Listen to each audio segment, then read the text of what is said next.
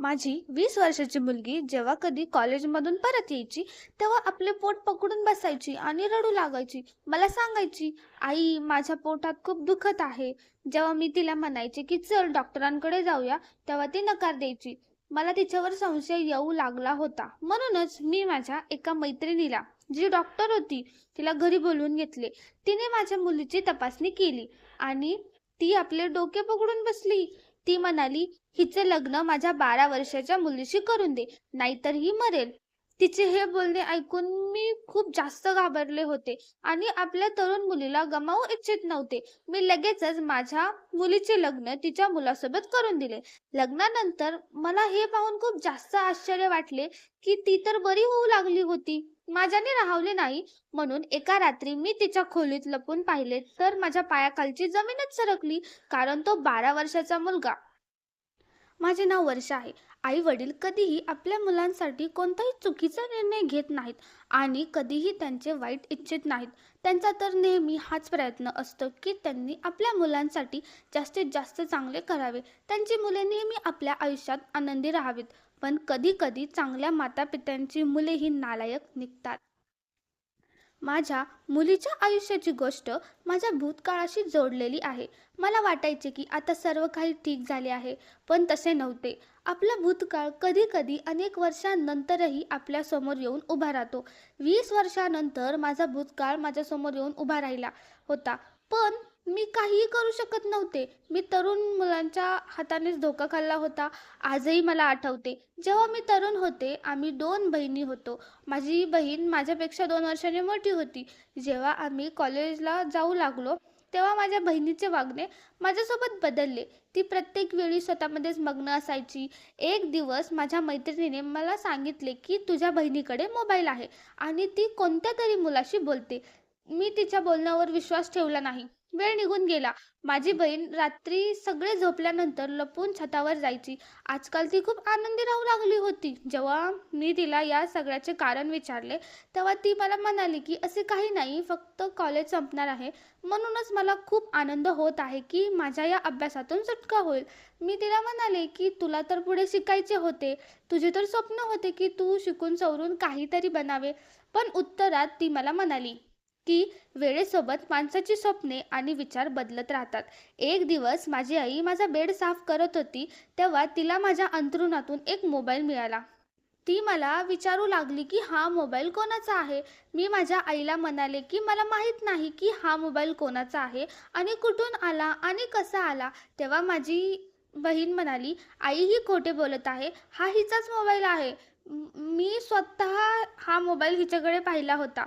माझ्या आईने माझ्या जोरात कानात लगावली आणि तो मोबाईल त्याच वेळी तोडून टाकला. माझी बहीण हे सगळं पाहून हसू लागली. मला आता समजले होते, की माझी बहीण तिचा मोबाईल माझ्याकडे लपवायची, जेणेकरून जेव्हा मी तो मोबाईल शोधण्याचा प्रयत्न करेन, तेव्हा तो मला सापडू नये. आणि एक वेळ असेच झाले होते. या सगळ्यानंतर आईने माझे कॉलेज जाणे बंद केले आणि माझ्यावर पाळत ठेवू राहू लागली. जेव्हा बाबांनी विचारले, की मी कॉलेजला का जात नाही, तर आईने त्यांना सांगून दिले, की परीक्षा होणार आहेत, तर ही घरी राहूनच तयारी करत आहे. तुम्ही काळजी करू नका. मी सर्व काही पाहून घेईन. एक दिवस बाबा म्हणाले, "माझा मित्र इच्छितो, की आता आपण आपल्या मुलांचे लग्न करून द्यावे. ते मोठे झाले आहेत." दीदीचे नाते बाबांच्या मित्राच्या घरी ठरवले होते आणि हे नाते तिच्या संमतीनेच झाले होते. पण आता ती त्या मुलाला पसंत करत नव्हती. मी दीदीला खूप समजावले, पण ती आईचे ऐकत नव्हती. त्यावेळी आईचा माझ्या बोलण्यावर विश्वास बसला, की मी खरे सांगत होते. आता माझे कॉलेजला जाणे सुरू झाले होते, कारण सर्व सत्य आईच्या समोर आले होते. एक दिवस माझ्या दीदीने स्वतः बाबांना सांगितले, की ती आपल्या मर्जीने लग्न करू इच्छिते. कोणत्याही परिस्थितीत ती त्यांच्या मित्राच्या मुलाशी लग्न करणार नाही. तसेही त्या लोकांच्या घरात खाण्यापिण्याचे तर काही वांदेच आहेत. माझी इच्छा, माझी स्वप्ने ते कशी काय पूर्ण करू शकतात? बाबा म्हणाले, की "मी माझ्या मित्राला शब्द दिला आहे आणि आता तर आकाशची नोकरी लागणार आहे आणि तसेही जे काही माझ्याकडे आहे ते तुम्हा दोघा बहिणींचेच आहे. मी कोणते माझ्यासोबत घेऊन जाणार आहे? आता मी तुझ्याशी या विषयावर कोणतीही गोष्ट करू इच्छित नाही." पण दीदीसुद्धा आपल्या हट्टावर ठाम राहिली आणि म्हणायला लागली, की "जर तुम्ही लोकांनी माझ्यासोबत जबरदस्ती केली, तर मी आत्महत्या करीन." पण कोणत्याही परिस्थितीत आकाशशी लग्न करणार नाही. दीदीचे बोलणे ऐकून माझी आई खूप जास्त काळजीत पडली. बाबांचे मित्रही लग्नासाठी घाई करत होते, कारण त्यांची प्रकृती ठीक नसायची. ते इच्छित होते की आपले डोळे मिटण्यापूर्वी ते आपल्या मुलीचे लग्न करून द्यावे. पण दीदी ऐकायला तयारच नव्हती. एक दिवस दीदी म्हणू लागली की मी आकाशशी काहीतरी बोलण्यासाठी जात आहे. आई म्हणाली, वर्षाला आपल्यासोबत घेऊन जा. दीदी म्हणाली की शेवटी कधीपर्यंत मला तुम्ही इथे कैदेत ठेवून घालवणार? तुम्ही निश्चिंत राहा, मी घरातून पळून जात नाहीये. असे म्हणून ती घरातून निघून गेली आणि संध्याकाळी परत आली. जेव्हा ती परत आली तेव्हा ती खूप आनंदी होती. माझी आई सुद्धा तिला पाहून आनंदी झाली आणि विचार करत होती की कदाचित आकाशने तिला लग्नासाठी तयार केले असेल, कारण आकाश भाऊ सुद्धा दीदीला खूप पसंत करायचे. पण या गोष्टीपासून सर्व लोक अभिज्ञ होते की त्यांची मुलगी, जिचे त्यांनी खूप लाडाने संगोपन केले होते आणि कधीही कोणत्याही गोष्टीचे कोणतेही बंधन घातले नव्हते, ती त्यांच्या इज्जतीला मातीत मिळवायला जात आहे. मुली तर आई वडिलांची इज्जत आणि मान असतात आणि आपल्या आई वडिलांच्या इज्जतीसाठी आपला जीवही देऊन देतात. काही मुली अशाही असतात ज्या काही दिवसांच्या प्रेमासाठी आपल्या मातापित्यांच्या इज्जतीला आपल्या पायाखाली चिरडून टाकतात आणि त्या हा विचारही करत नाहीत की त्यांच्या मातापित्यांनी आपले संपूर्ण आयुष्य त्यांच्या संगोपनात घालवले. आम्ही सर्व लोक विचार करत होतो की दीदी आकाशला आपल्या होणाऱ्या नवऱ्याला भेटायला जाते. पण बाबांना ही गोष्ट माहीत नव्हती, कारण ही गोष्ट त्या काळात खूप चुकीची मानली जायची. एक दिवस जेव्हा मी कॉलेजमधून परत येत होते तेव्हा मी दीदीला एका मुलासोबत बाईकवरून जाताना पाहिले. मी विचार केला की कदाचित ते आकाश असतील. पण जेव्हा मी घरी आले तेव्हा ते काका आणि आकाश तर आमच्या घरीच बसले होते. आईलाही आता माहिती झाले होते की दीदी त्यांच्याशी खोटे बोलत आहे. मी आपल्या इज्जतीसाठी काकांशी खोटे बोलले की दीदी मैत्रिणीच्या घरी गेली आहे. दीदीकडे आता मोबाईल होता आणि तिने आम्हाला हे सांगितले होते की मोबाईल तिला तिच्या होणाऱ्या नवऱ्याने दिला आहे.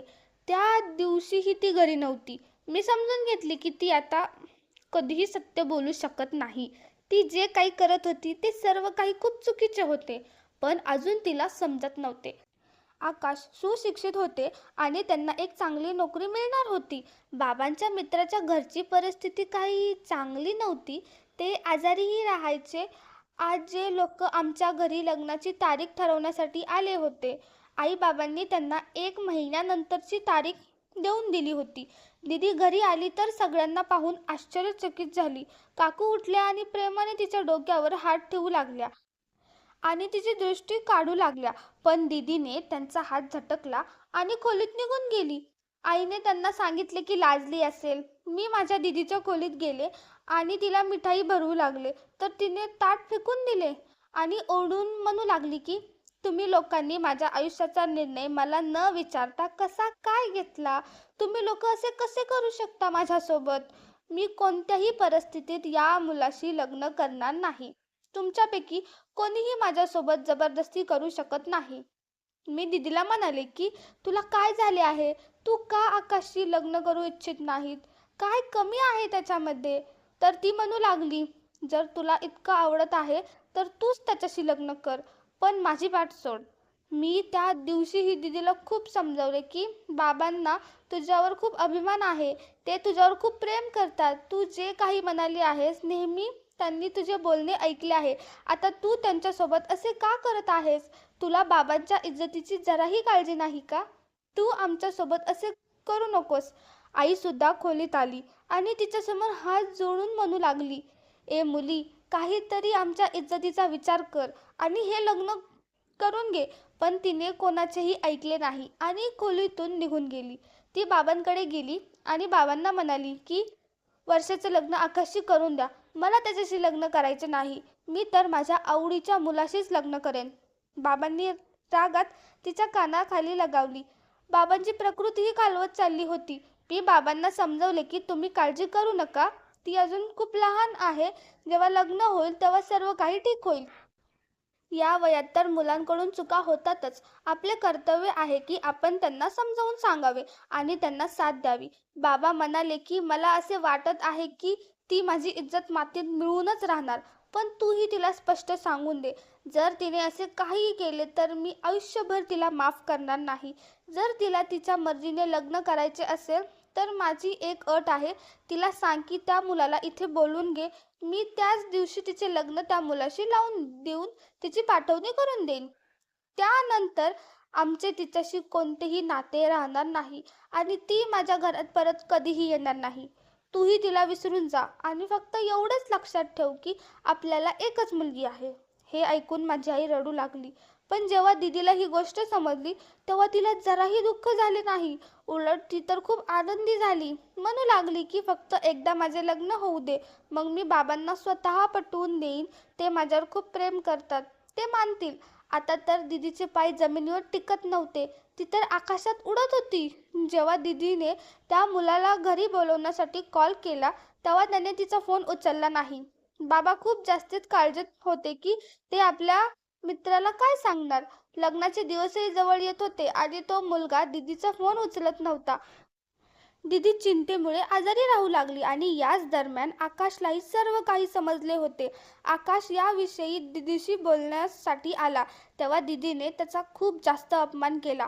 म्हणू लागली की तुझी लायकी काय आहे, तू माझ्याशी लग्न करू इच्छितोस. आकाश जो दीदीचा होणारा नवरा होता तो म्हणाला, जेव्हा मी तुला पहिल्यांदा लग्नासाठी विचारले होते तेव्हा तू मला नकार का दिला नाहीस. 4 वर्षात असे काय झाले की आता तू आपला निर्णय बदललास. जर तुला माझ्याशी लग्न करायचे नव्हते तर तू त्याच वेळी मला नकार दिला असतास. मी कधीही तुझ्याशी नाते जोडले नसते. पण आता लग्नाची तारीख ठरली आहे, सर्व तयारी पूर्ण झाली आहे. आता मी कोणत्याही परिस्थितीत मागे हटू शकत नाही. आता गोष्ट माझ्या इज्जतीची झाली आहे. दीदी म्हणाली, तुला जे करायचे आहे ते तू कर, पण मी कधीही तुझ्याशी लग्न करणार नाही. तो मुलगा अजूनही दीदीचा फोन उचलत नव्हता. दीदी त्या मुलाच्या घरीही गेली जिथे तो राहायचा, पण त्याचा काहीच पत्ता लागू शकला नाही. त्याच्या शेजारच्यांनीही त्याच्याबद्दल काहीही सांगितले नाही आणि तेव्हा हताश होऊन दीदीला बाबांचा निर्णय ऐकावा लागला. बाबांनी तिला 10 दिवसांचा वेळ दिला होता आणि सांगितले होते की जर तो इज्जतीने तुझे नाते मागण्यासाठी आला तर मी तुला त्याच्यासोबत पाठवून देईन. जर नाही आला तर तुला माझे ऐकावे लागेल. पण तो आला नाही आणि त्याने दीदीचा फोनही उचलला नाही. आता घरात लग्नाची सनई वाजायला लागली होती. सर्व पाहुणे यायला सुरुवात झाली होती. दीदीची रडून रडून वाईट अवस्था झाली होती. आई बाबांनी तिला खूप समजावले की आई वडील कधीही आपल्या मुलांसाठी चुकीचा निर्णय घेत नाहीत. माता पिता तर नेहमीच आपल्या मुलांना आनंदी पाहू इच्छितात. आकाश एक खूप चांगला मुलगा आहे आणि तो तुला खूप सुखात ठेवेल. जर तू ज्याच्यावर प्रेम करतेस तो मुलगा सख्खा असता तर त्या दिवशी त्याला तुझ्या नात्याबद्दल समजले होते. त्याच दिवशी तो माझ्याशी बोलण्यासाठी आला असता. पण त्याला फक्त तुझ्याशी खेळायचे होते. तो फसवणूक करणारा होता. पण दीदी तर त्याच्या प्रेमात आंधळी झाली होती. ती फक्त स्वतःचाच विचार करत होती. दीदीने तसेही सुरुवातीपासून फक्त स्वतःचाच विचार केला होता. तिच्यामुळे पुढे काय काय होऊन बसेल याची कोणालाच कल्पना नव्हती. दीदीच्या लग्नाच्या काही दिवस आधीच माझ्यासाठी एक नाते आले होते. बाबा खूप आनंदी होते. बाबांनी माझे नाते निश्चित केले होते आणि फक्त घरच्यांच्या उपस्थितीतच माझा साखरपुडाही करून दिला होता. हे सर्व खूप अचानक झाले होते कारण ते त्या लोकांना ओळखत होते आणि ते लोक खूप चांगले लोक आहेत. आत्याच माझ्यासाठी हे नाते घेऊन आली होती. मी तर विचारही केला नव्हता की इतक्या लवकर माझे नाते ठरून जाईल. आईने सांगितले की ते बरेच दिवस झाले तुमचे नाते मागत होते. मुलाने तुला पाहिले आहे आणि तो तुला पसंत करतो. आत्या सांगत होती की मुलगा खूप चांगला आहे आणि खात्यापित्या घरचा आहे. माझी मुलगी तर खूप भाग्यवान आहे. मला हे जाणून आनंद होत होता की ज्या मुलाने माझ्यासाठी नाते पाठवले आहे त्याने मला आधीच पाहिले आहे. मला तर आपल्या भाग्यावर विश्वासच बसत नव्हता. जेव्हा माझ्या दीदीला सर्व काही समजले तेव्हा ती खूप रागात म्हणू लागली की मी तर तुमची सावत्र मुलगी आहे. माझे लग्न एका भिकारी मुलाशी करत आहात ज्याच्याकडे मला नीट 2 वेळेचे जेवणही मिळू शकणार नाही, जो मला गरिबीशिवाय इतर काहीही देऊ शकत नाही. मी दीदीला समजावले की नशीब बदलायला वेळ लागत नाही. तू बघशील आकाश यांना खूप लवकर चांगली नोकरी लागेल आणि त्यांचाही वेळ बदलेल. मला देवावर पूर्ण विश्वास आहे. तूही जास्त काही वाईट साईड बोलू नकोस. एक दिवस माझी नणंद घरी आली आणि तिने तिच्या भावाशी माझे बोलणे करून दिले. त्या दिवशी पहिल्यांदा मी माझ्या होणाऱ्या पतीशी बोलले होते आणि कदाचित हे माझे पहिले आणि शेवटचे बोलणे होते. मला माहीत नव्हते की आता कोणते संकट आमच्या घरावर येणार आहे. माझ्या बहिणीच्या लग्नाचा दिवस आला. ती खूप धक्क्यामध्ये बसली होती. माझी चुलत बहीण म्हणू लागली, तू तर असा चेहरा का करून बसली आहेस, जसे की जबरदस्तीने तुझे लग्न लावून देत आहेत. सत्य तर हेच होते जे लोकांना वाटत होते. मी त्या लोकांसमोर बहाणा केला आणि दीदीला तिथून घेऊन गेले. आता वरातही आली होती, पण कोणालाही माहीत नव्हते की येणाऱ्या क्षणात सर्वांवर काय कोसळणार आहे. जशी वरात आली, सर्व लोक वरात पाहण्यासाठी निघून गेले. मी खूप आनंदी होते की माझ्या बहिणीचे लग्न आहे.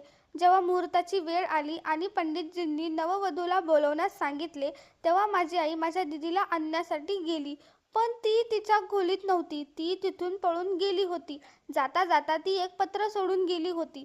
त्या पत्रात लिहिले होते, तुम्ही लोक मला लग्नासाठी भाग पाडू शकत नाहीत. मी तुमच्यासाठी आपल्या आनंदाचा त्याग करू शकत नाही. म्हणूनच मी हे घर सोडून जात आहे. हे ऐकून बाबांची प्रकृती खूप जास्त खालावली. बाबांच्या मित्राला आणि त्यांच्या कुटुंबालाही सर्व काही समजले होते. सर्व लोक नववधूच्या येण्याची वाट पाहत होते. पण ती तर आपल्या वडिलांची इज्जत घालवून निघून गेली होती. बाबा रडत रडत म्हणत होते की माझ्याकडून काय चूक झाली, अशी कोणती कमतरता राहिली होती माझ्या संगोपनात, की माझ्या मुलीने एकदा पण माझ्या इज्जतीचा विचार केला नाही. आता मी लोकांना काय तोंड दाखवू, सर्वांना काय सांगू की माझी मुलगी आपले लग्न सोडून कुठे निघून गेली. बाबांच्या मित्राने सांगितले की तू काळजी करू नकोस, वर्षा सुद्धा आमचीच मुलगी आहे. जर तुमची एक मुलगी आमच्या घरची सून बनू शकली नाही तर काय झाले, दुसरी मुलगी बनू शकते. बाबांनी माझ्याकडे पाहिले. मला त्यांच्या डोळ्यात एक आशा दिसून आली होती. हे ऐकून मी माझ्या आईच्या गळ्यात पडून रडू लागले. मी आईला नकार दिला की असे करू नका. बाबांनीही आपल्या मित्राला सांगितले की वर्षाचा तर साखरपुडा झाला आहे. मी त्या लोकांशी काय बोलू. तेव्हा बाबांच्या मित्राने सांगितले की साखरपुडाच तर झाला आहे, लग्न तर ठरले नाही ना. त्यांना सांगून द्या की वर्षाचे लग्न जिथे व्हायचे होते तिथे आम्ही करून दिले. अशा प्रकारे अचानक माझे आकाशी लग्न झाले, ज्याच्याबद्दल मी कधी असा विचारही केला नव्हता. आज तो माझ्यासमोर माझा पती बनून उभा होता. आम्हा मुलींसोबतच नेहमी असे का होते, का आम्हाला नेहमी त्याग करावा लागतो. आई वडील आपल्या इज्जतीसाठी आपल्या दुसऱ्या मुलांच्या स्वप्नांचा चकनाचा चूर करून टाकतात. माझ्या बहिणीने केलेल्या कर्माची शिक्षा मला मिळाली होती आणि मी ती स्वतः देव जाणे कुठे निघून गेली होती. कोणीही तिची चौकशी केली नाही. बाबांनी सांगितले होते की ती आजपासून आमच्यासाठी मरून गेली आहे. माझा आणि या घरातील कोणत्याही व्यक्तीचा त्या मुलीशी आता कोणताही संबंध नाही. मी आपल्या मातापित्यांचे आशीर्वाद घेऊन आपल्या सासरी निघून गेले. पण अजून माझी परीक्षा संपली नव्हती. आयुष्य ही अशाच लोकांची वारंवार परीक्षा घेते, जे आधीपासूनच कोलमडलेले असतात. आईने मला समजावले होते की सर्व काही विसरून आता तुला हे नाते निभावावे लागेल, कारण आजपासून तेच तुझे घर आहे. पण एका मुलीचे कधीच स्वतःचे घर नसतेच. ती तर नेहमी एका ठिकाणाहून दुसऱ्या ठिकाणी जात असते. मुलगी आयुष्यभर आईवडिलांच्या घरी हेच ऐकत राहते की ती परकधन आहे, उद्या तिला आपल्या घरी जायचे आहे. आणि जेव्हा लग्न झाले तेव्हा सासू म्हणत होती की हे घर तुझे स्वतःचे नाही, कारण माझ्या मुलाने तुझ्याशी मजबुरीने लग्न केले आहे. या सर्व गोष्टी मला माझी सासू बोलत होती. माझा पती जो आधी माझ्या बहिणीचा होणारा नवरा होता आणि तिच्यावर प्रेम करत होता, तो त्या दिवशी खूप जास्त रडला होता. त्याला माझ्या बहिणीने केलेली फसवणूक सहन होत नव्हती. काश जेव्हा दीदीने वारंवार लग्नाला नकार दिला होता तेव्हाच हे लोक थांबले असते. माझ्या पतीनेही मला स्पष्ट सांगितले होते की तो मला आपली पत्नी म्हणून स्वीकारू शकत नाही, कारण मजबुरीमध्ये बनलेले नाते कधीही यशस्वी होत नाही. मला या सगळ्यातून बाहेर पडण्यासाठी थोडा वेळ हवा होता. जेव्हा मी माझ्या माहेरी जायची तेव्हा आई मला समजावू लागायची. बाबाही आता माझ्यावर आणखीन जास्त प्रेम करू लागले होते, कारण मी बाबांची इज्जत वाचवली होती. बाबांनी मला सांगितले की ज्या मुलींना आपल्या पतीचे मन जिंकणे माहीत असते त्या कधीही हार मानत नाहीत. तूही तुझ्या पतीच्या मनात स्वतःची जागा बनवण्याचा प्रयत्न कर.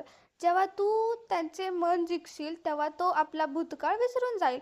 मला माहीत आहे की मी तुझ्यासोबत योग्य केले नाही. आकाश माझ्या मित्राचा मुलगा आहे आणि मी त्याला खूप चांगल्या प्रकारे ओळखतो. तो खूप सभ्य मुलगा आहे. सध्या तो धक्क्यात आहे. त्याच्या मनाला ठेच लागली आहे. तू बघशील, अशी एक वेळ येईल की तू मला स्वतः सांगशील की बाबा, तुम्ही माझ्यासाठी चांगला निर्णय घेतला होता. मी बाबांच्या गळ्यात पडून रडू लागले. मी याच प्रयत्नात असायचे की आपल्या पतीचे आणि सासरच्यांचे मन जिंकू शकेन. माझे सासरे खूप चांगले होते आणि माझ्यावर खूप प्रेमही करायचे. पण माझी सासू आणि माझी नणंद मला पसंत करत नव्हत्या. असे नव्हते की मी माझ्या बहिणीपेक्षा सुंदर नव्हते. फक्त त्या लोकांचा राग होता जो माझ्या बहिणीने त्या लोकांसोबत केला होता. आता त्या आपला राग माझ्यावर काढत होत्या. आता माझ्या पतीला नोकरी मिळाली होती आणि कंपनीच्या वतीने घर आणि गाडीही मिळाली होती. तेव्हा माझे सासरे म्हणाले की वर्षाची पावले आमच्या घरासाठी खूप शुभ आहेत. पण सर्वांनी ही गोष्ट हवेत उडवून दिली होती. पण मला या गोष्टीचे कोणतेही दुःख नव्हते. प्रत्येक माणसाला त्याच्या नशिबाचे फळ मिळते. वेळ असाच निघून जात होता. मी खूप प्रयत्न करायचे की मी माझ्या पतीच्या मनात आपल्यासाठी जागा बनवू शकेन. पण जेव्हा जेव्हा मी त्यांचे मन जिंकण्याचा प्रयत्न करायचे तेव्हा ते मला धडकवून लावायचे. मला सांगायचे की मी काहीही केले तरी त्यांच्या मनात कधीही जागा बनवू शकत नाही. त्यांनी मला सांगितले की ते संधी शोधत आहेत. संधी मिळताच ते माझ्या बाबांशी बोलतील आणि मला सोडून देतील. काही दिवसानंतर आईचा कॉल आला आणि बातमी मिळाली की बाबांचे निधन झाले आहे. मला माझ्या कानांवर विश्वास बसला नाही आणि मला चक्कर आली व मी तिथेच बसून राहिले. माझ्या सासऱ्यांनी मला सांगितले की मुली, स्वतःला सांभाळ. आता तुला तुझ्या आईलाही सांभाळायचे आहे.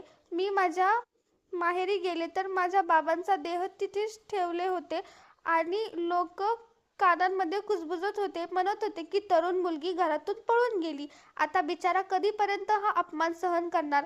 आणि ना जाणे लोक काय काय बोलत होते. आईची प्रकृतीही खूप खराब होती. आता आईची काळजी घेणारे कोणी नव्हते. म्हणूनच माझ्या सासऱ्यांनी सांगितले की मी त्यांना आपल्यासोबत आपल्या घरी घेऊन यावे, जेणेकरून मी त्यांची काळजी घेऊ शकेन. माझी आई माझ्या सासरी माझ्यासोबत राहू इच्छित नव्हती. पण आईची अशी परिस्थिती नव्हती की ती एकटी घरी राहू शकेल. माझ्या लग्नाला 5 महिने झाले होते. माझ्या नंबरवर एका अनोळखी माणसाचा फोन आला आणि काही फोटो जे एका मुलासोबत एडिट केले होते ते मला पाठवण्यात आली. मी हे पाहून खूप जास्त थक्क झाले की माझे हे फोटोज त्या मुलाकडे कशी गेली. आता तो मला ब्लॅकमेल करू लागला होता आणि काही दिवसानंतर मला समजले की हा तोच मुलगा होता त्याच्याशी माझा साखरपुडा झाला होता. मी देवाचे आभार मानत होते की अशा फ्रॉड मुलापासून त्याने मला वाचवले होते. पण मला भीती वाटत होती की कुठे हे सगळे माझ्या पतीला समजले तर नाही ना. म्हणूनच मी माझा फोन बंद ठेवायचे. आता तो माझ्या पतीच्या फोनवर फोन करू लागला होता. माझ्या पतीचे वागणेही माझ्यासोबत चांगले झाले होते. पण मी नेहमी अशा भीतीत राहायचे की कुठे तो मुलगा हे फोटोज माझ्या पतीला पाठवून न देईल आणि ते मला सोडून न देतील. एक दिवस माझ्या पतीकडे कोणाचा तरी फोन आला आणि ते आपले डोके पकडून तिथेच बसले. मी त्यांना विचारले की काय झाले, तर ते म्हणू लागले की तुला एक गोष्ट सांगायची होती, पण तुझ्या बाबांच्या निधनामुळे मी तुझ्याशी बोलू शकलो नव्हतो. मी म्हणाले, अशी कोणती गोष्ट आहे, सांगा मला. त्यांनी मला सांगितले की ज्याच्याशी तुझा साखरपुडा झाला होता तो तोच माणूस होता ज्याच्याशी तुझी बहीण लग्न करू इच्छित होती आणि त्याच्यासोबत घर सोडून पळून गेली होती. पण तो मुलगा चांगला नाही. जेव्हा तुझ्या बहिणीच्या लग्नाची तारीख ठरली तेव्हा त्याने तुझ्यासाठी नाते पाठवले असेल, कारण त्याच्याकडे तुझे खूप फोटोज होते आणि ते तुझ्या बहिणीनेच त्याला दिली होती. तुझ्या नावानेच त्याने त्या मुलीशी बोलणे सुरू केले होते. पण काही दिवसानंतर तिने त्या मुलाला सर्व काही सांगून दिले होते. तेव्हा त्या मुलाने म्हटले होते की मला फरक पडत नाही की तू कोण आहेस, मी फक्त तुझ्यावर प्रेम करतो. आणि त्याने हे सर्व तुझ्या बाबांच्या मालमत्तेसाठी केले होते. त्याने आधीच सर्व काही शोधून काढले होते की तुझ्या बाबांकडे किती जमीन आहे. पण तुझी बहीण हे समजत राहिली की तो तिच्यावर प्रेम करतो. म्हणूनच तो मुलगा जे सांगायचा ती तेच करायची आणि त्याच्याच सांगण्यावरून लग्नाच्या दिवशी ती घरातून पळून गेली. जेव्हा त्याने तुझ्या बहिणीकडे मालमत्तेची गोष्ट काढली तेव्हा त्याला समजले की सर्व काही वर्षाच्या नावावर आहे, कारण तुझ्या बाबांनी आधीच सर्व काही तुझ्या नावावर केले होते. त्याची योजना दोन्ही बहिणींना उद्ध्वस्त करण्याची होती. त्याने ठरवले होते की एकीशी लग्न करेन आणि दुसरीलाही आपल्या गोड गोड बोलण्यात अडकवून ठेवेन. अशा प्रकारे तुझ्या बाबांची करोडाची मालमत्ता त्याला मिळेल. पण त्याची सर्व योजना अपयशी ठरली.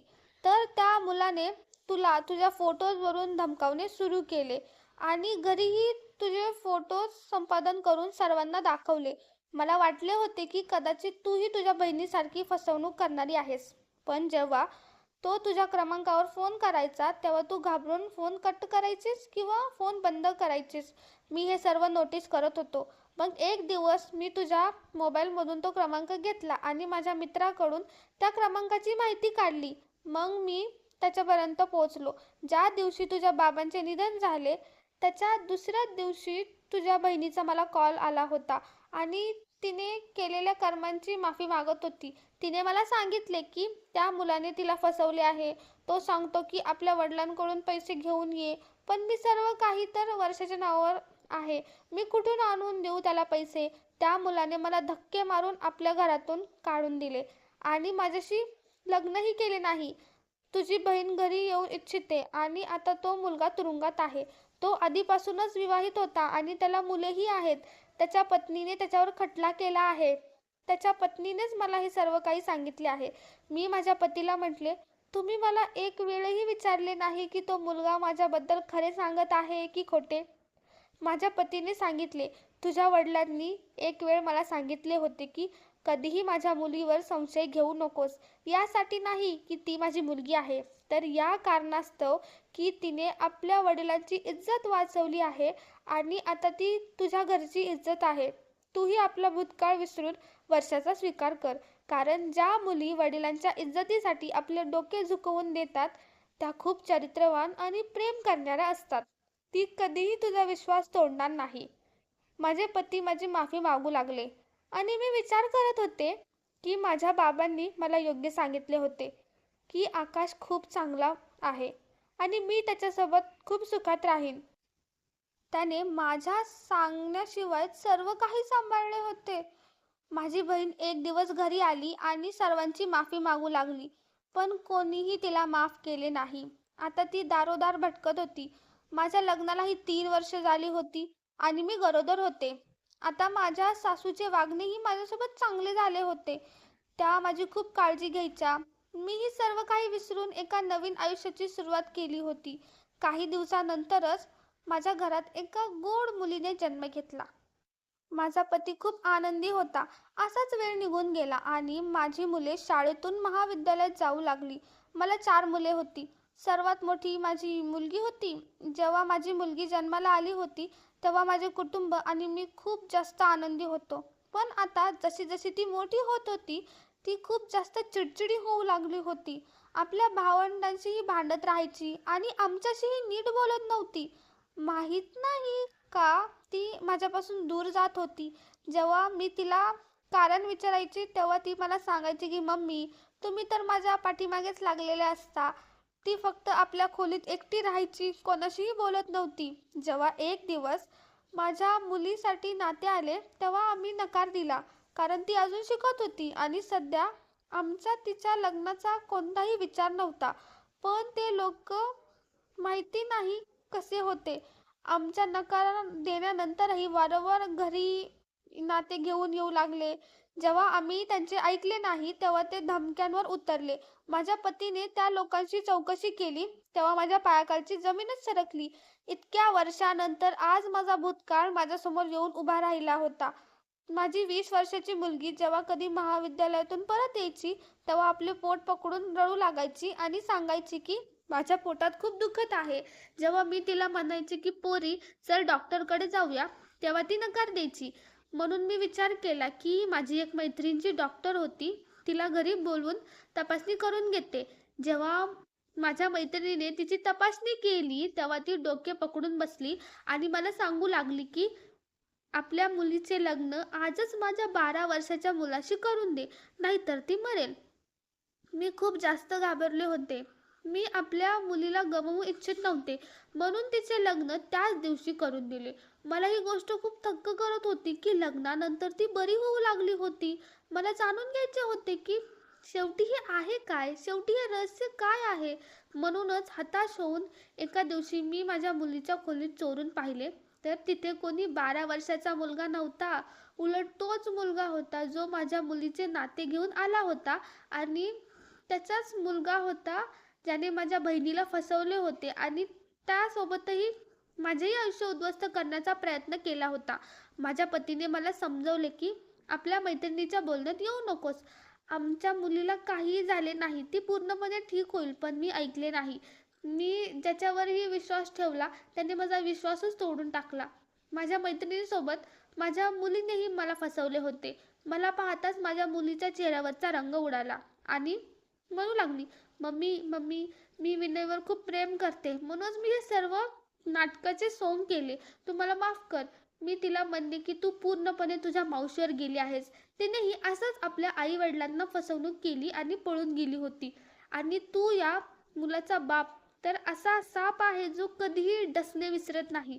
माझ्या पतीला जेव्हा हे सर्व समजले तेव्हा त्यांनी आमच्या मुलीला घरातून काढून दिले. माझी मुलगी मला म्हणाली की जर तुम्हाला तुमचे प्रेम मिळाले नाही तर तुम्ही माझ्याकडून माझे प्रेम का हिरावून घेऊ इच्छिता? मावशी अगदी बरोबर सांगते की तुम्ही इतरांचा हक्क हिरावून घेता. माझ्या पतीने तिच्या जोरात कानाखाली लगावली आणि त्या दोघांना घरातून काढून दिले. त्या दिवशी मी खूप जास्त रडले होते. माझ्या बहिणीने माझ्या हसत्या खेळत्या घराला उद्ध्वस्त केले होते.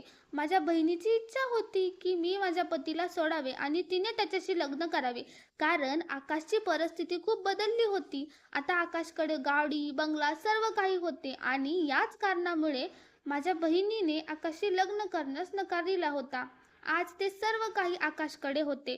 पण हे सर्व तर नशिबाचा खेळ असतो. जेव्हा माझ्या आईने तिला समजावले होते तेव्हा तिला ही गोष्ट समजली नव्हती. एक दिवस माझ्या बहिणीचा अपघात झाला आणि ती आपल्या हातपायांनी लाचार झाली. माझे पती माझ्यावर खूप प्रेम करायचे, नाहीतर माहिती नाही माझे काय झाले असते. मी माझ्या मुलीलाही समजवण्याचा खूप प्रयत्न केला की हा मुलगा तुझ्या लायकीचा नाही. आणि जेव्हा आम्ही तिच्या नात्याला नकार दिला तेव्हा त्या दोघांनी मिळून ही योजना बनवली आणि पोटाच्या दुखण्याचे नाटक करून मला मूर्ख बनवले. ती हे विसरली होती की माता पिता आपल्या मुलांसाठी कधीही वाईट विचार करत नाहीत. नुकतीच माझी मुलगी रडत रडत माझ्या घरी आली आणि माफी मागू लागली. म्हणू लागली की मम्मी मी भरकटले होते. मावशीने मला तुमच्या विरोधात भडकवले होते. पण मला सर्व काही समजले आहे की त्यांनी तुमच्याबद्दल जे काही सांगितले ते सर्व काही चुकीचे होते. माझ्या मुलीच्या पतीने तिला घटस्फोट दिला आणि धक्के मारून आपल्या घरातून काढून दिले होते. माझ्या पतीने मुलीला माफ केले नाही आणि म्हणू लागले की आमची कोणतीही मुलगी नाही. मी माझ्या पतीला म्हणाले की मी आजपर्यंत तुमच्याकडे काहीही मागितले नाही. आज मागत आहे. आपल्या मुलीकडून चूक झाली होती. तिला माफ करा. ती लग्न करूनच त्या घरात गेली होती. मुलं कितीही मोठी चूक करो, पण माता-पित्यांसाठी तर ते लाडाचेच असते. माझ्या पतीनेही तिला माफ केले. मुलांनीही ही गोष्ट लक्षात ठेवली पाहिजे की ज्या माता-पित्यांनी त्यांना जन्म दिला, त्यांच्यासाठी आपल्या इच्छा मारल्या, त्यांच्या माता-पित्यांचा सर्वात जास्त हक्क त्यांच्यावर असतो. जर कोणी बाहेरून येऊन सांगत असेल की तो तुमच्यावर प्रेम करतो, तर तो खोटे बोलत आहे. कारण आजच्या काळात कुणी कोणावर प्रेम करत नाही. फक्त सर्व लोक आपले मन रिझवतात आणि सोडून निघून जातात. म्हणूनच खूप विचार करून विश्वास ठेवा. मित्रांनो, आशा करते तुम्हाला आमची ही कथा आवडली असेल. कथा आवडली असेल तर व्हिडिओला लाईक करा, शेअर करा. धन्यवाद.